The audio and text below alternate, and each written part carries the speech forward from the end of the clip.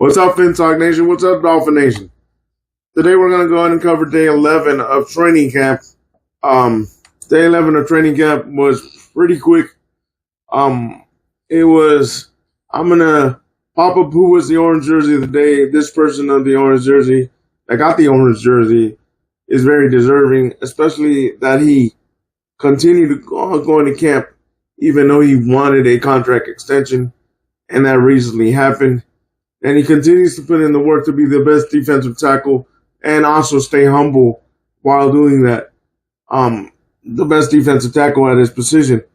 And then we're going to go ahead and pop up a couple highlights from practice, like a nice pass from Tua to Westbrook, the orange jersey putting in some work.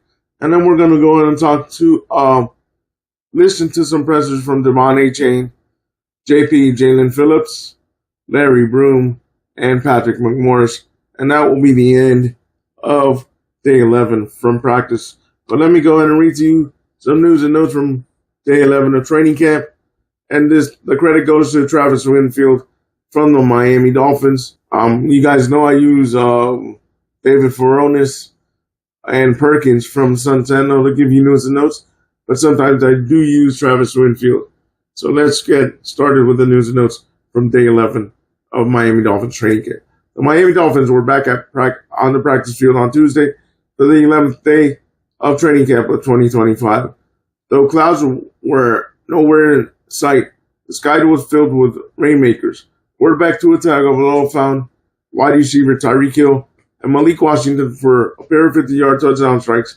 Hill got behind the defense two more times, but could not hook up with Tagovailoa as they took their shots against coverage, calling for the long ball. The scoring play from Hill was a carbon copy of the explosives Dolphin fans grew accustomed to over the past 3 seasons. He was streaking down the middle, running under and perfectly placed ball from Tagovailoa. The second home run could not have been without safety help. Washington stacked the corner back and accelerated through the pass en route to the end zone. Quarterback Quinn Ewers dialed up a long ball of his own with fellow rookie wide receiver Theo Wease for a 30-yard score. While the Dolphins offense made the big play in the red zone, scores were tough to come by. Miami cornerbacks Jack Jones and Mike Hilton and Storm Duck all had wins in coverage and condensed areas, but it was the concept of the team defense that had the Miami quarterbacks double clutch. On the back end, we have to be communicative, especially in the red zone, said safety Patrick McMorris. Lots of moving pieces, especially with our offense. Lots of motions and crossers. Just being able to communicate and making sure we're on the right page, on the same page. The protection mostly held up for an extended time, but there was nowhere to go with the football thanks to the aggressive reroutes and quick thinking of safety play. McMorris and Elijah Campbell had strong showings both in coverage and playing the run from depth. The beneficiary of all the coverage wins was the Miami pass rush. Defensive tackle Zach Zeeler, fresh off his new contract extension, was in the backfield for a sack and 2 more pressures. Outside linebacker Chop Robinson and Grayson Murphy both had multiple sacks. Robinson is on his way to becoming a household name, while Murphy continues to emerge as an undrafted free agent in the class of 2024. Grayson is probably the best pure pass rusher on the team. In my opinion, outside linebacker Jalen Phillips said, "Our outside linebacker room is extremely competitive. We're extremely close, and every one of them deserves their flowers. They work their butt off. They're extremely talented." Running back Jalen Wright helped the offense find the end zone. He took 2 inside runs from the 10-yard line and hammered them home.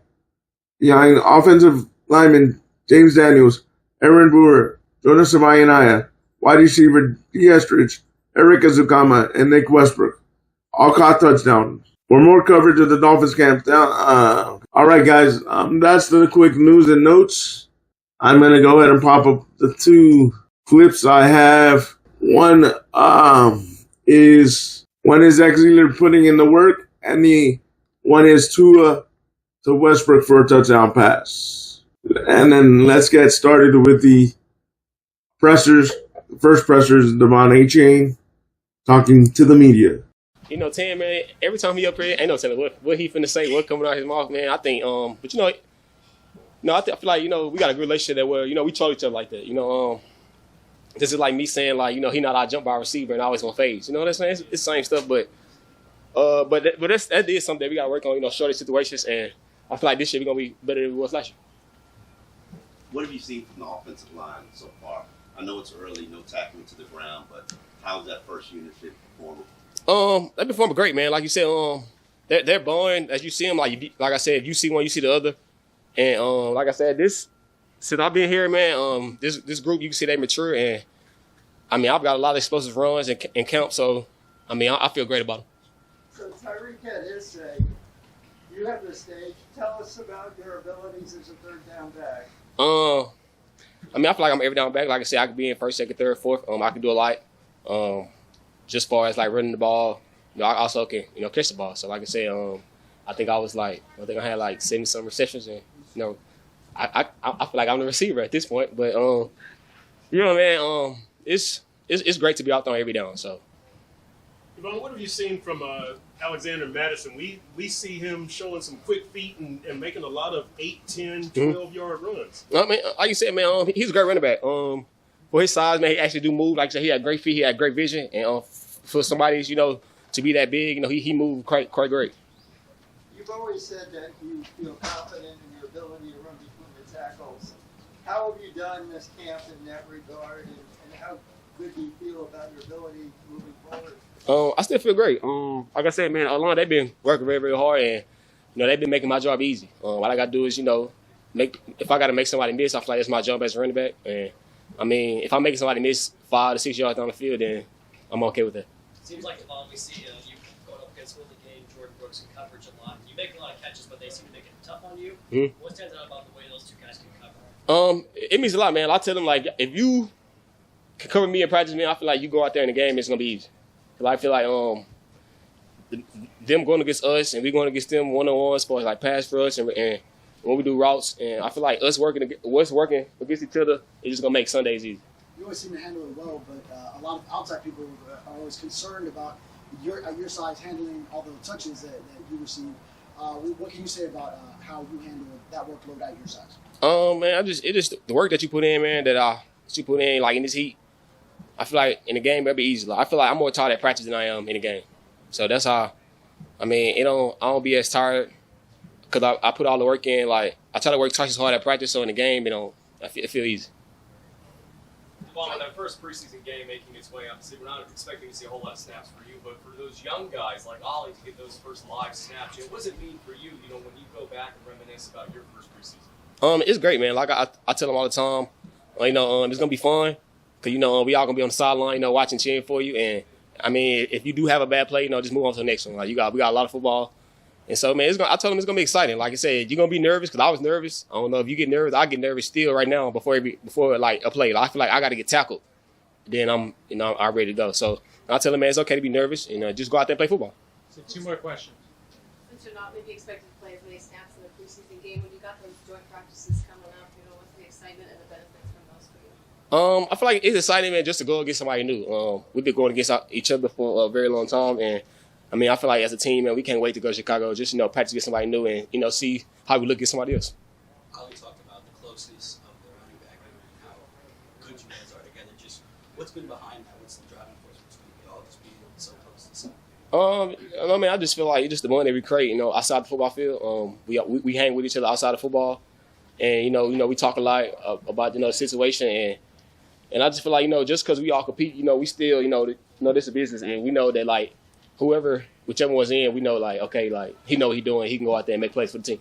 How does that compare to, like, previous years? Do you think it's the closest the running back room's ever been? No, I don't feel like it's close. I feel like, every running back every new running back come in, we still embrace them with the same And just like the ones who left, I feel like we all still close, y'all still talk to each other. So I just feel like, man, whoever in your room, man, just embrace them and don't make them feel. All right, guys. Next presser half is August 8th. That's this Friday. Jalen Phillips. We're trying to get to registration opens on August 8th. That's this Friday. We're trying to get to 100 million raised this year. It's DCC's 16th year running. It's been an incredible event every single year, and we're just going to keep trying to build it up. So everybody register, tell your friends. Yeah. That's it. Feel great. Saw your public service announcement. Yeah. Yeah. No, I appreciate the concern from all the supporters and stuff. But yeah, I just had to let everybody know. I had people blowing my phone up, talking about everything okay, blah blah. So maybe next time, let's just Jalen's down for a second. It's all right though. Yeah, I feel great. Obviously back practicing today. Them contusions hurt like a mug now. I'll tell you that much. But yeah, nothing long term. I'm back. I'm great. So. Do you know where it's coming from now? Do you understand why people are concerned? I mean, obviously, I know why the real fans are concerned, but you also got to understand that there's a whole group of people that are just trying to build this narrative that I'm injury prone and stuff like that. So I'm just telling them to calm down, telling them to chill out. Y'all are good, I mess with y'all, so I know y'all are just worried about me, concerned for me. But yeah. Jalen, I think it's during special teams period. Minkah Fitzpatrick will come over and do some drills with you, Chop, and Bradley. Is that something you've seen safeties do a lot, or is that just something unique to him? I think recently it's been unique to him. Before, I remember B. Jones used to come over and do some stuff with us sometimes. But, I mean, he's the only person doing it. So I think, Minkah's just the type of guy that he's always going to try to get better and, do little things where he can. So I think it's pretty cool that he comes over there with us to get some work in. And obviously that's a whole pass rush thing. That's not him trying to come take the job or anything. Yeah, he couldn't if he tried. Nah, that's all right. He can join the club. He's good people. I'm a light-skinned brother. What are the skills that kind of translate to both ways? I mean, safeties have to come off the edge sometimes, so I think it actually is kind of reasonable for him to be over there working on some pass rush and stuff, just added to his game. And then y'all seen me in coverage the other day on Alex, so You mentioned Chop improvement the other day, and you gave him some praise. You said it was very noticeable this year. What's the most noticeable thing about that improvement? I'd just say the consistency of which he's winning and being dominant. I've always seen flashes from him in the past, but I just feel like it's almost every single play. He's making plays more often than he's not, and I just think his confidence, his repertoire, he's getting more fundamentally sound. Just all phases of the game, he's just balling. He's playing really well. You guys have one more practice here before you're going to ship out to joint practices with players. What's the best part about having joint practices and kind of, being out with another team? Yeah, I think it's just good competition. It's a nice change of scenery. Obviously, we've been going against each other this whole time, so it's good to kind of see different looks. Obviously, when it comes to tackles and stuff, seeing their different sets, just gaining confidence and going against another team. But I think the biggest part is just the competition aspect of it, being able to go against somebody else. And then it's also cool team bonding. We're going on an 11-night road trip, so we're going to be in the hotel with each other every single day. So I think it's a great thing for a lot of reasons. Do you get to pick your roommate? Or how does that work? I don't have a roommate. I don't know if the rookies or whatever have them, but no, I'll be in my room by myself. You have a suite? I mean, it's not a suite, but it's a cozy room. It'd be good. It's not preferential treatment. It's just, I personally have never had a roommate since I've been on the Dolphins. So, yeah, I don't know if that's a common thing or not, but you got to ask other people. Jalen, we've seen you and Chubb and Chop making plays, but we've also seen Quentin Bell, Grayson Murphy, Derek McClendon, those guys making plays. What has led to their success, and what do you think of those other edge rushers aside from your big three? Yeah, I'm glad you asked about them because they've been balling, and I think a lot of them kind of go under the radar. Obviously, you guys talk about us a lot, but I think Q Bell is an absolute dog. He's one of my best friends, and he's an incredible player, works his ass off, does all the right things. D-Mac is a savage. Freaking Grayson, probably the best pure pass rusher on the team, in my opinion. And then who else we got? Mo is a beast. He's a powerful guy. Leverage is insane. So I think that's everybody. But Our outside linebacker room is extremely competitive. We're extremely close, and every one of them deserves their flowers because, like I said, they work their ass off and they're extremely talented. They're great people. We saw you, Bradley, Quentin, and Chop doing your sprints again today after team drill. Can you share what went into this specific reason why you guys ran today? Yeah, anytime that we're not taking as many reps for whatever reason, we just like to make sure that we're getting our conditioning in, keeping our bodies warm so that when we do go in, we're not risking injury. I always like to just get a little edge anywhere I can. So if that's extra cardio or extra work in some capacity, I think it's a good thing to do while we can. You have history of dropping back in the coverage from college days. How much of that is a throwback of what you were doing or what you've been working on, adding it to your arsenal? I think just obviously with the position I play in this defense, I'm required to drop a decent amount. And so it's just something to where, you could see it as, oh, man, I'm a pass rusher, I don't want to be dropping. Or you can kind of be proud of the fact that they trust me to, be in coverage and be, that Sam linebacker to where I'm, making plays, I'm making adjustments, I'm calling the front, things like that.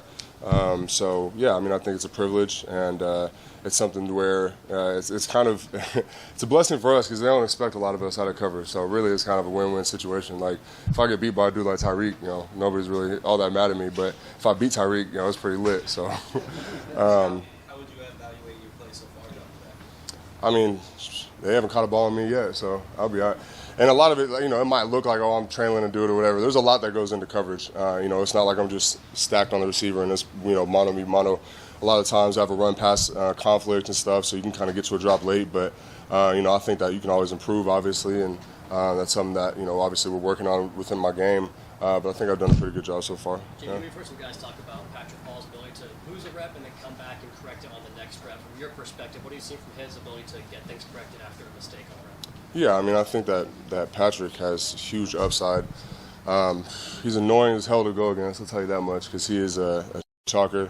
And, I during practice, I hate him, but afterwards, I can just, only thing I can do is admire him and admire his physical presence, admire his skill set, admire his athleticism, admire his work ethic, and like you said, his ability to make adjustments and corrections. I think he's going to be a fabulous player, and he already has made a big step in this league. Patrick's badass. So he knows how I feel about him. So just like I tell y'all, I hate going against him, he knows I hate going against him. We might get in a couple fights. He's such a nice guy, but he's a talker. He is a great guy. He's articulate. He's extremely intelligent. He's a very, polite, gentle giant. But when he gets on that field, man, he's a different animal for sure. Which is it's a good thing. You want your tackles to be hard asses. It's like a level of confidence that he's showing, right? So was he that way when he got here last year? Or is that growing? He's always been a talker, honestly. But I would say that he backs it up more now, and that he's confident in himself, which I think is a really admirable trait. Because at the end of the day, there's so many things that can kind of knock your confidence. And one thing that I've noticed with him is I've never seen his confidence shake, no matter what, even if he's losing reps. And all he does every day is get our pass rushers better, get himself better, and bring other guys along. So love Pat. Is it more on the scale of KG or Tim Duncan? He's not Tim Duncan, I'll tell you that much. He's definitely more KG. He likes Shaq or something. I don't know what Patrick is, but yeah. Tim Duncan, does Tim Duncan talk? He seems like a quiet dude to me. He like the nice try, almost had that one. Oh no, Patrick's type of dude that'll laugh in your face. He is not like Tim Duncan, but not doing one-on-ones. Well, I don't go against him in one-on-one, so I'll let Bradley can talk about him. But all I see is him winning a lot of reps, and when he does lose them, it's not like he's getting his ass beat. He's very, very, very solid player, and he's just getting better. Do you give it right back to him when he's talking? I don't talk. I just get mad when he laugh in my face. I might, fight him a couple times in practice if he does that. But I'm a quiet dude, honestly. If I make a play, I'm loud, but I don't really talk to other players per se. Sometimes. All right, guys. There you have it from JP Jalen Phillips. Next, Larry Broom meets with the media. It was different because my rookie year, coaches got fired and a lot of turnover, and so it was a lot of playing, a lot of experience. Coaches were great that I had, so that's it.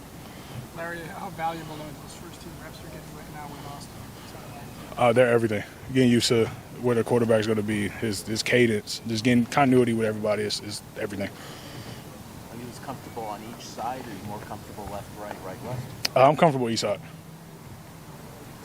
What do you think helped you develop that comfort level? Just coming into the league, and I started at right, then I started playing left, and I only played right tackle in college.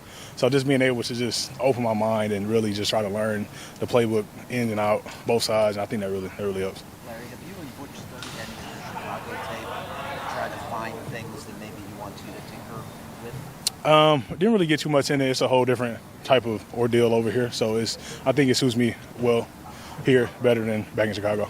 And when you're at your best in terms of pass protection, what are you doing better than when you're not at your best? When I'm at my best, I'm aggressive and I throw my hands and I'm on people. I'm not sitting back waiting for anything.